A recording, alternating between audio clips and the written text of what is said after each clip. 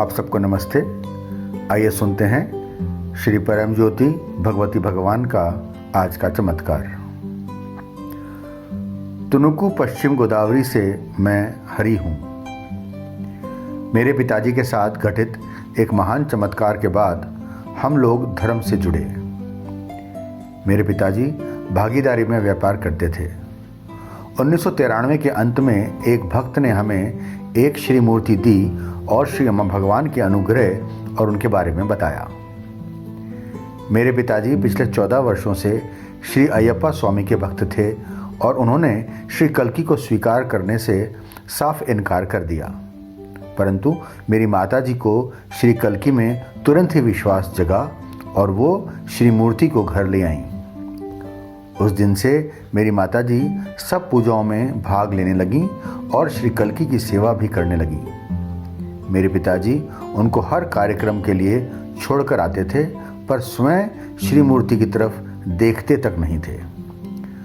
कुछ महीने बाद उनको व्यापार में भारी नुकसान हुआ क्योंकि उनके भागीदार ने उनके साथ धोखा किया। इस कारण उनको बहुत भारी धक्का पहुंचा और वो कोमा में चले गए। डॉक्टर के ये नहीं कह पा रहे थे कि वह कब तक निरोग हो पाएंगे। उन्होंने इसके लिए 6 से 12 महीने का समय दिया। साथ ही उन्होंने ये भी कहा कि वो और कुछ नहीं कर सकते। मैंने पूरी श्रद्धा से मेरे पिताजी को पूर्ण रूप से स्वस्थ करने के लिए श्री कल्की से प्रार्थना की। उसी रात 12 बजे श्री अम्मा और भगवान डॉक्टर के रूप में प्रकट हुए।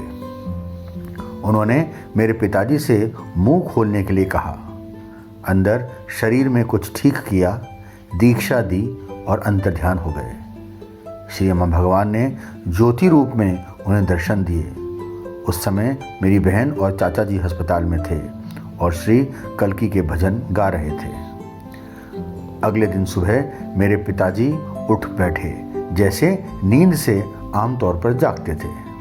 डॉक्टर हैरान थे और वो मेरे पिताजी से पूछ रहे थे कि ये कैसे हुआ। मेरे पिताजी चुप रहे, कोई जवाब नहीं दिया। उसी दिन उन्हें अस्पताल से छुट्टी दे दी गई और हम लोग घर आ गए। घर पर मेरे पिताजी ने पहली बार श्री मूर्ति देखी और बोले कि यही वो हैं जिन्होंने कल रात मेरा ऑपरेशन किया। उस दिन के बाद से उन्होंने ये कहा कि श्री कल्की ही उनके स्वामी अयप्पा हैं। उसी एक पल में उन्होंने ये पा लिया कि हर एक रूप में बस श्री कल्की ही हैं। उस दिन से श्री कल्की हमारे परिवार के साथ हैं और हमारी रक्षा कर रहे हैं। हमारे जीवन में हुए अनेकों चमत्कारों में से ये एक है। श्री कल्की को कोटि कोटि आभार।